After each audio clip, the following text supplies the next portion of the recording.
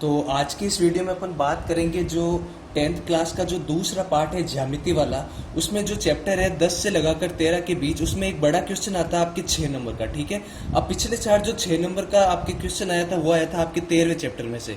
तो इस साल जो आपके 13वां चैप्टर है उसमें से तो आपके 6 नंबर का क्वेश्चन आएगा नहीं।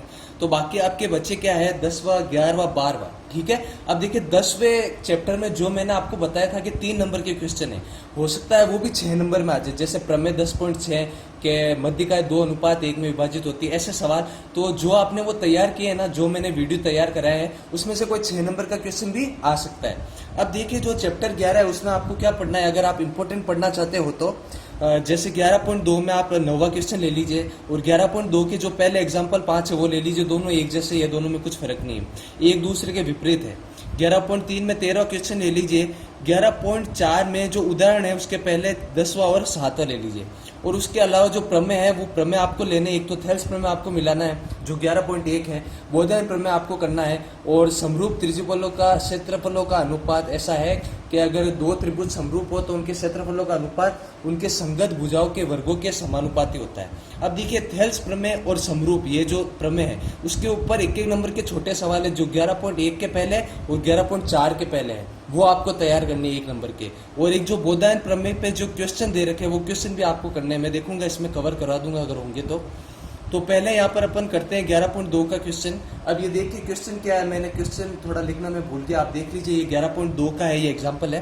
क्वेश्चन क्या है कि दिया हुआ है ABCD एक समलंब चतुर्भुज है। अब समलंब चतुर्भुज का नियम क्या होता है कि आमने सामने की भुजाएं क्या होती है, समांतर। ठीक है, तो AB समांतर क्या है CD, तो हमें सिद्ध करना है कि जो अनुपात AO और BO में है, जो अनुपात AO और BO में है वही अनुपात CO और DO में होगा। तो देखिए इसको करेंगे कैसे। जो अगला सवाल है वो इसका विलोमी है, तो ये सवाल आपने समझ लिया तो अगला सवाल भी हो जाएगा। तो यहाँ से हमें उपपत्ति करनी है शुरू। तो यहाँ से उपपत्ति हमने करी शुरू।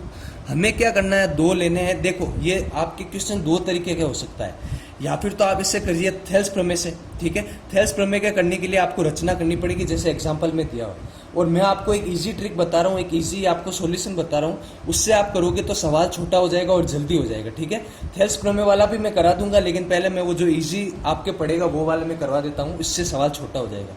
तो हमें क्या करना है, एक बार तो लेना है ये त्रिभुज और एक बार लेना है ये त्रिभुज।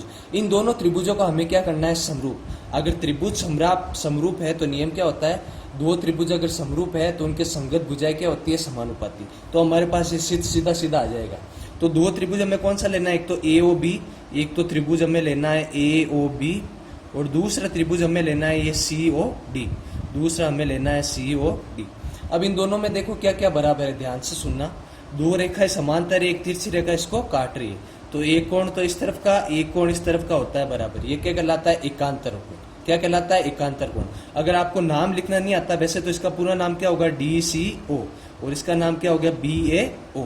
अगर पूरा नाम लिखना है तो लिख दीजिए, बाकी इसको दे दीजिए कोण नंबर 1, इसको दे दीजिए कोण नंबर 2। तो लिख दीजिए कोण 1 बराबर क्या हो गया, कोण 2। कारण क्या है, एकांतर कोण। वैसे ये अंत एकांतर कोण है, लेकिन आप एकांतर कोण लिखोगे तब भी चल जाएगा। एकांतर कोण का नियम क्यों लगा, क्योंकि भुजाएं क्या है, समांतर है। AB समांतर क्या है, CD, 9th क्लास का नियम है।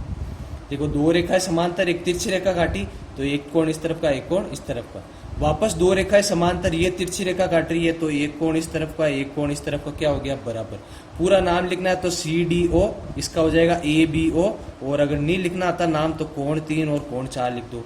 तो कोण 3 बराबर क्या हो जाएगा, कोण 4। कारण वापस क्या होगा, एकांतर कोण, क्योंकि रेखाएं क्या है, समांतर। अब देखो कौन से नियम से ये दोनों समरूप हो जाएंगे, AA नियम से। इतना आपको पता होना चाहिए त्रिभुज समरूप कब होता है, तभी आपके ये क्वेश्चन काम का है। अगर इतना नहीं पता तो कोई मतलब वाली बात नहीं है। तो AA नियम से त्रिभुज AOB समरूप हो जाएगा आपके त्रिभुज COD के।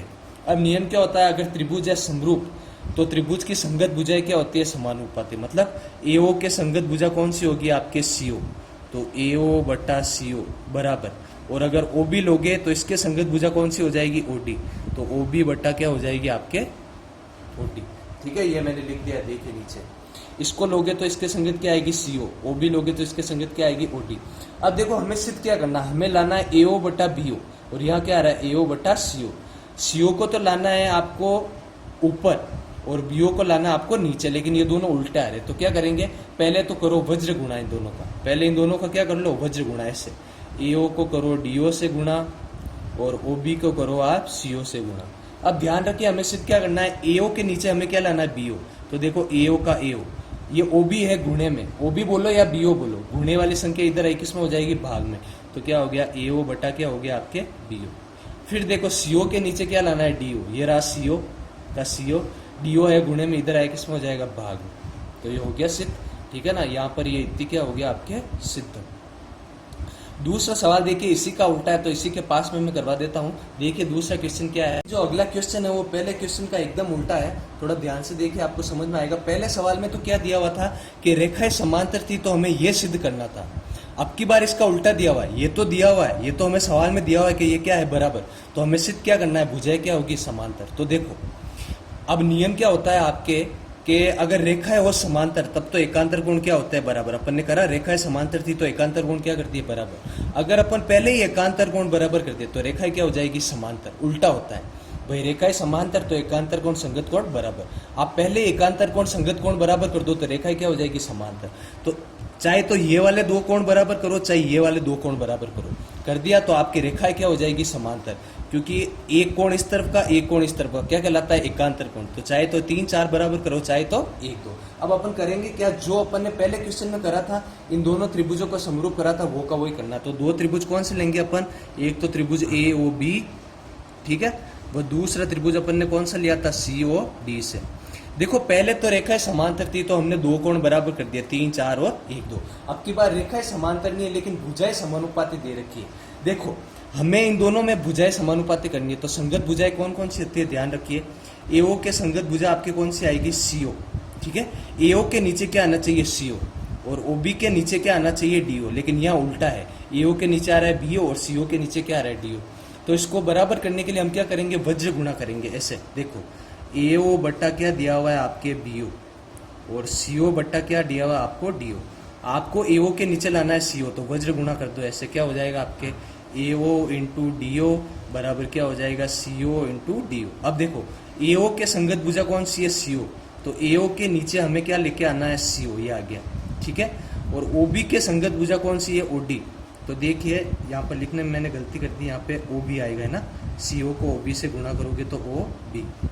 और OB के संगत भुजा कौन सी है, OD, तो OB का OB। अब की बार नीचे क्या हो जाएगा आपके OD लिखो या DO लिखो, एक ही बात। तो देखो एक त्रिभुज की दो भुजाएं तो होगी समानुपाती, और देखो एक कोण तो ये वाला और एक कोण ये वाला बराबर होता है। इसको आप चाहो तो कोण नंबर 1 कोण नंबर 2 नाम दे दो, ठीक है, या फिर पूरा नाम लिखो तो कोण AOB क्या नाम हो जाएगा, कोण AOB बराबर हो जाएगा किसके, ऊपर वाले का नाम क्या है, COD, ठीक है।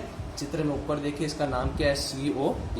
तो क्या बराबर हो जाएगा आपके कोण COD, कोण COD, ठीक है। अब देखो कौन सा नियम लगेगा, दो तो भुजाएं होगी आपके समानुपाती, दो तो भुजाएं अपन ने कर ली समानुपाती और एक कोण क्या कर लिया, बराबर। तो दो भुजाएं एक कोण, कौन सा नियम लगेगा आपके, S नियम से त्रिभुज AOB समरूप हो गया किसके, त्रिभुज COD के।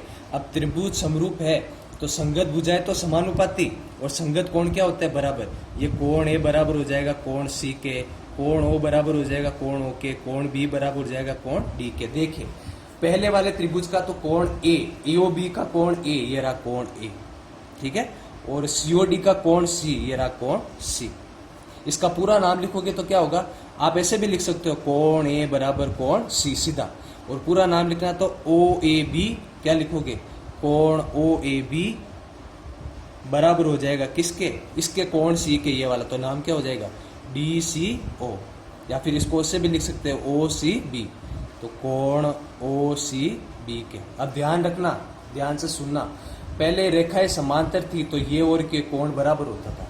अब हमने पहले ये और ये कोण बराबर कर दिया, यानी एकांतर कोण बराबर कर दिया, तो रेखाएं क्या हो जाएगी, समांतर। अब देखिए हमने ये कोण बराबर कर लिया और ये कोण क्या कहलाते हैं, एकांतर कोण, क्योंकि दोनों कोण क्या है, एक कोण तो है रेखा के इस तरफ, देखो एक कोण तो रेखा के इस तरफ, दूसरा इस तरफ, ऐसे कोण क्या कहलाते हैं, एकांतर कोण। तो पहले एकांतर कोण बराबर कर दिया तो रेखाएं क्या हो जाएगी, समांतर। कौन सी दो रेखा, ये कोण A किसका आ रहा है, AB के नीचे, और कोण C किसका आ रहा है, CD के नीचे, तो AB समांतर क्या हो जाएगा आपके CD, तो AB समांतर क्या आ गया आपके CD। यही हमें करना था सिद्ध। तो ये दोनों जो आपके क्वेश्चन है वो एक दूसरे के मतलब उल्टे है, विपरीत है, ठीक है। अब ये क्वेश्चन क्या है, एक तो एग्जांपल, एक क्वेश्चन है, मैं लिखना भूल गया, आप देख लेना, ठीक है, कौन सा क्वेश्चन था, कौन सा एग्जांपल। अब थोड़ा बहुत बेसिक तो आपको आना चाहिए, बाकी मैं जब कोर्स पूरा करूंगा तब मैं आपको समझाऊंगा समरूप कैसे करते हैं। अभी तो मैं आपको क्वेश्चन बता रहा हूँ एग्जाम के हिसाब से। अगला क्वेश्चन देखिए क्या है, तो देखिए आपके अगला सवाल क्या है। एक त्रिभुज है ABC, इसमें 3 मध्य बिंदु है DE और F। ये क्या कह रहा है, इन 3 मध्य बिंदु को मिलाने पर ये जो बड़ा त्रिभुज है उसके अंदर 4 त्रिभुज बनते हैं। देखो ये बड़ा त्रिभुज है, जैसे इन 3 मध्य बिंदु को मिलाया, ये तीनों मध्य बिंदु मिलकर कितने त्रिभुज बनाते हैं, 4। देखिए ये पहला, दूसरा, तीसरा और चौथा। तो हमें क्या सिद्ध करना है कि ये जो बड़ा वाला त्रिभुज है ABC, ये इन अंदर बनने वाले चारों त्रिभुजों के क्या है, समरूप है।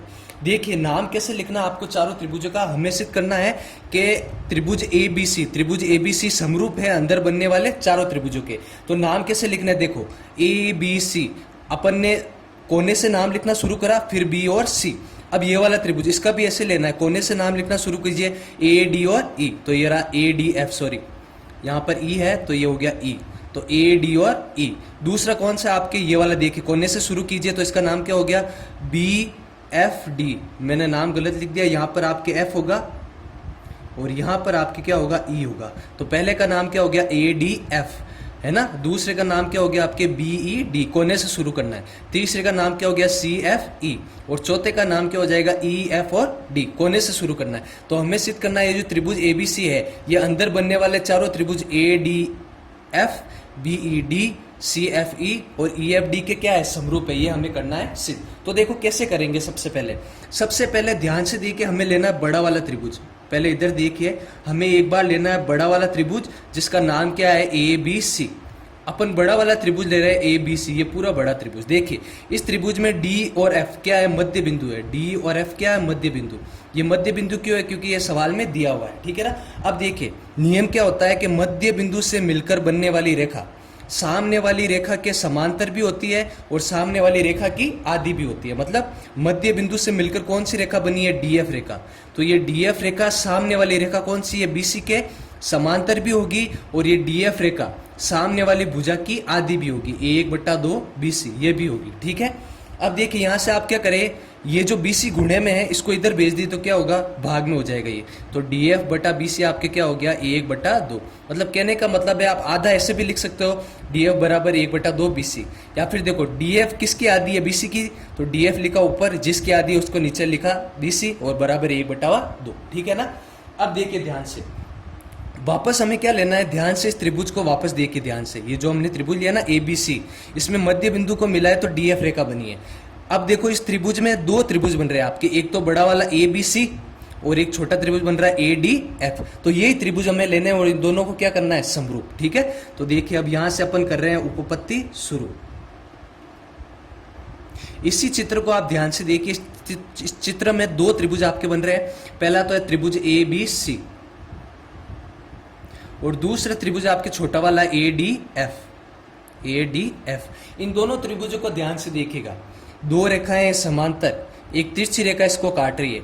तो दोनों कोण एक तरफ के क्या होते हैं, बराबर। ये कोण क्या कहलाता है, संगत कोण, आपने 9th क्लास में पढ़ा होगा।